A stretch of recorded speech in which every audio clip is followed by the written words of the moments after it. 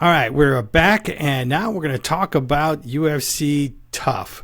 This is season 31 with Michael Chandler and Conor McGregor, and we are on episode 9, and we just finished watching the fight. So, what did you think about this fight here? It was really conservative the entire time. With Austin Hubbard and what's his other Roosevelt Roberts. You know, um, they both had that moment. Like Dana White let them talk to their families and going right into the fight, and then they both come out and they're just conservative. They're just playing the stand-up game. There was some takedowns towards like the second and third round, but um, nothing too exciting, I guess you could say.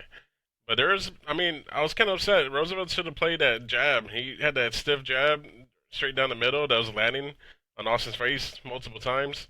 But then Austin was kind of countering with some kicks to prevent him from overreaching. So, yeah, with Austin, those late kicks, he saw Roosevelt start to become more aware of those kicks and maybe just overly, like, expecting it.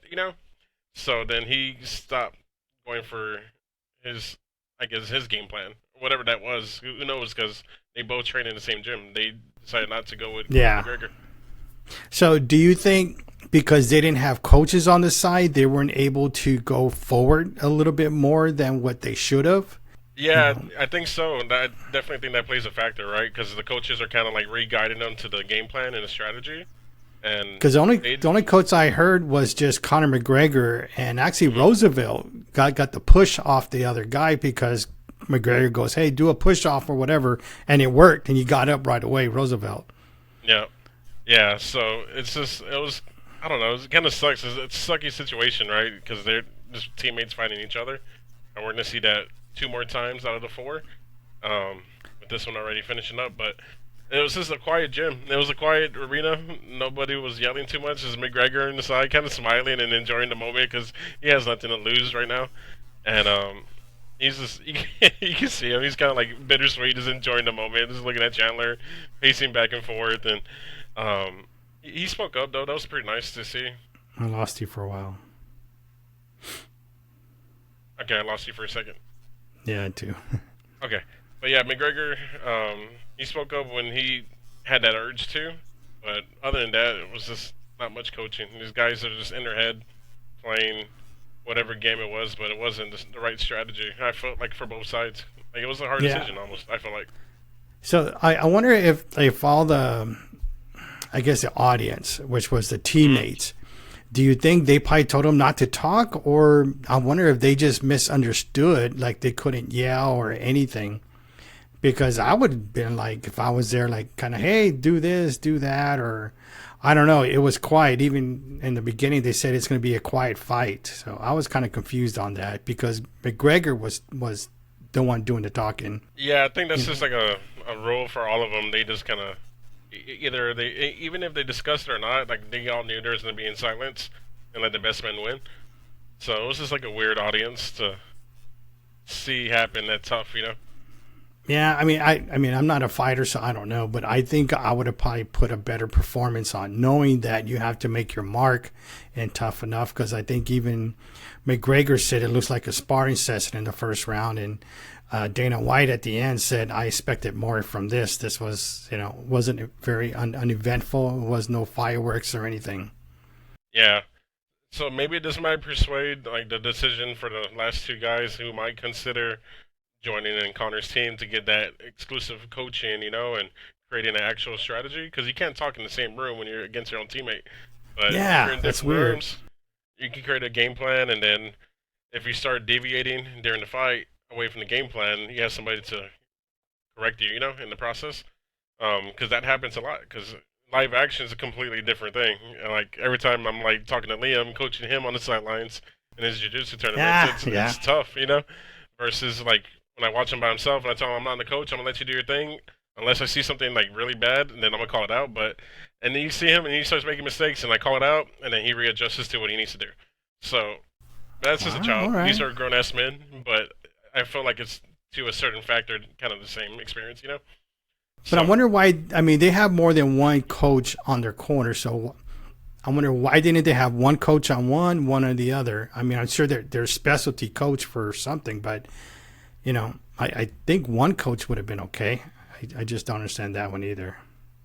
Yeah, I just felt like they were too passive on the situation. They just kind of like just stood back, let it happen.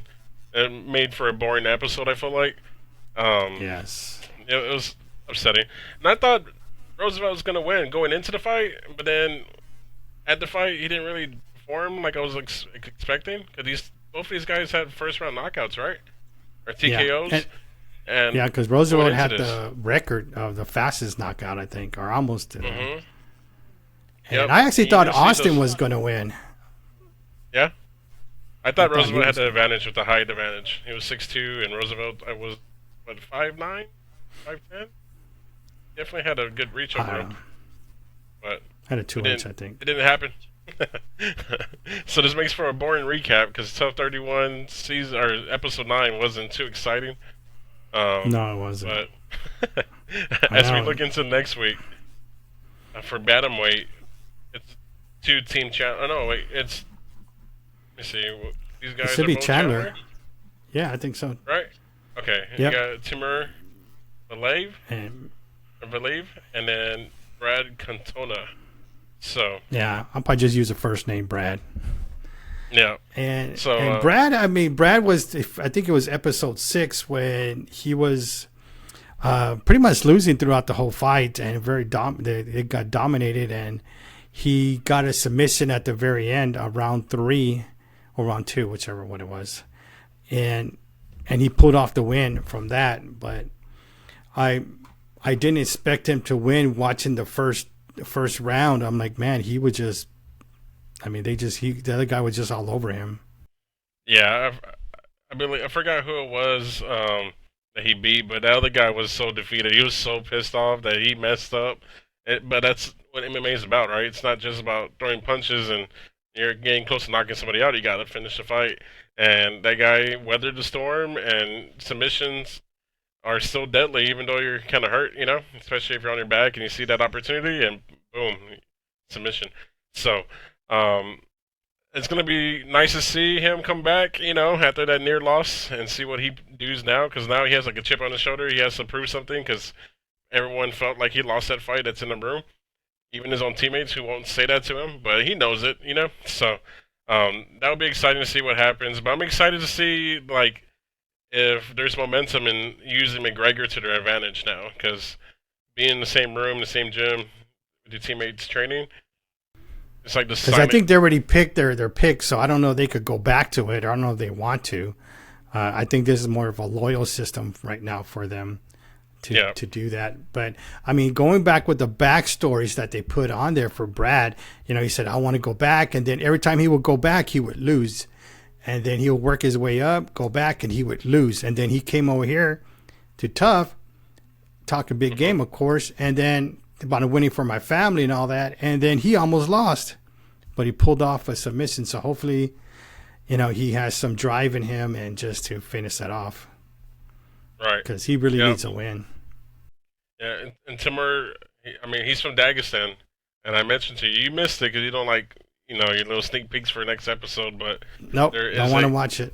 there's a guest appearance, who's going to be exciting to watch and see if he even impacts the fight. Because you Yeah, have hopefully it somebody does. big in the UFC right behind you as well. Um, but it's kind of obvious when I say Dagestan. So, anyways, um, Well, uh, I wonder if Dana did this to maybe pump the fighter up because what we just saw wasn't that very exciting. So hopefully this is it to pump the other fighter up. oh, for sure, UFC numbers for Tough would drop dramatically if it remains like this. So, Dana White, he loves his numbers, right? It's a numbers game for him. So he's gonna make it more exciting. Um, he's probably in those locker rooms talking to those guys, right? Going into his episode 10, telling them like, hey, like use McGregor, whoever wants to use him, but you can't pass up on an opportunity like this and be silent in the same room training. Like you gotta be verbal and loud about your strategies and go into it with a good Exactly. head on your shoulders. So, yeah, I just can't imagine. Like I can't imagine my son Liam, who does jiu-jitsu, training in the same room, and there's like a big super fight happening, right? And they already know each other's game plan. Like it's not gonna work out. I'll probably be the first to dip and go to a different gym, find the next best coach. And in this situation, you got McGregor. He's not the worst coach, definitely not the best, but he knows how to fight. Use them to your advantage. You already pulled all the knowledge from Chandler, anyways, and you kind of already know how he's coaching his guys. So use that and get a different perspective. So for me, Oh, it's that makes strategy. some sense. Hmm. Look at you. Call you Coach Rocky. Oh, for sure. All right. So who else is? I mean, from that one, and then who knows who the next one's going to be? Rico. I think they're probably going to say Rico to the end, and because he's Yeah. McGregor's boy. So that's what I'm thinking. Hmm. And did you see? I mean, did you hear how? I know I'm kind of going back. I think it was episode 6 or something or 7 maybe, when McGregor's guy won, and how McGregor was just running and like yeah he or something like that. Oh, I Yeah. love that. Me and my son were just laughing like, oh my god, this guy's so excited about his win, his one Hmm. win, his one win. Hopped in the But cage. He was so excited. oh my god, Finally, you could tell he was. finally took off his jacket to the suit. Oh man, that shit's funny. McGregor's hilarious. He's just a cocky He's an entertainer, individual. man. Yeah, Yeah. that's what he does, and it's why he does that the best right now. Even though he's not really fighting, but when he shows face, everyone's looking.